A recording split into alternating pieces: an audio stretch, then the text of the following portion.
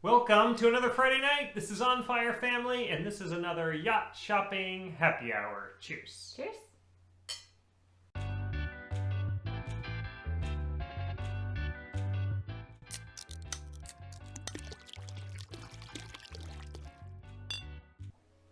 Well, you guys are always asking, what are we drinking during these happy hours? Tonight we have some white wine that we had a dinner party this evening a little bit earlier, and so we're just finishing up this bottle. That's right. And this is not our normal Friday night. Normally we pull up Yacht World, we go shopping for our Great Loop boat, but as we indicated last week, we found a boat.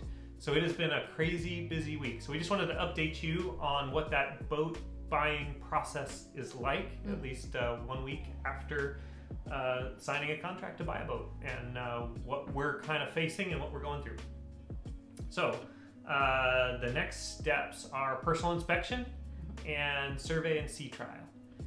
Now the boat is in a location where it's not a hard frozen location, Right. but it's just about as far north as you can get that wouldn't be frozen. It's a little bit frosty, but it is in the water.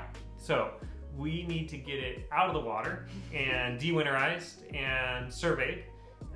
And so we're waiting on a weather window where it's warm enough to do that, which should be achievable in the amount of time that we've given in the contract.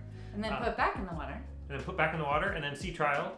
And you got to line up all those things. And so there's a lot of moving pieces. And so this week I spent so much time on the phone and working just the network of people in the vicinity of this boat to try to find qualified surveyor and diesel engine surveyor and line up the hull out and those kinds of things. So we intend to fly and go see the boat as soon as it's feasible to do that and the boat's ready for us. And then a week or two later, we'll schedule to have all the surveyors descend on the boat. It's a giant puzzle. So it's all going to be worked out. Our broker is helpful in getting it all kind of scheduled and lined up once we hire the people, or at least make our selections of the people. So I narrowed it down to 2 surveyors this week. I think we made the final down selection to the last one. It's a local person.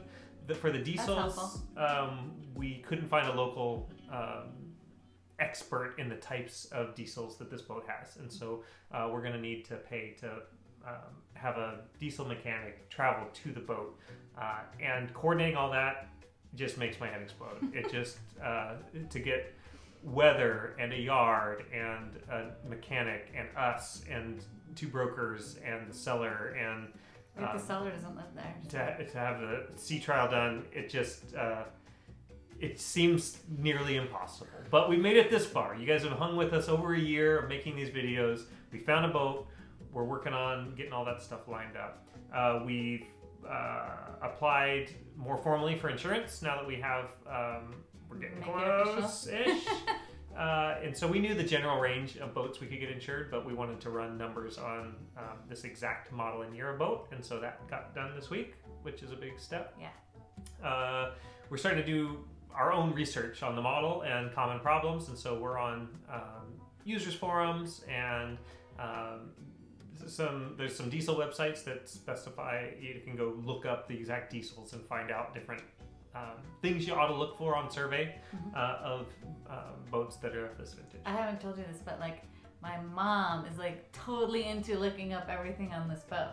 Yeah. And she's like, oh, those diesels, that's an upgrade, I heard. And I was like, oh, that also makes them a little bit temperamental, but yeah. Just really funny. She's like, oh, what year is it? Yeah, she's totally into it. Wow. Yeah. Okay. Well, that's outstanding. Yeah. The more eyes you can get on something like this.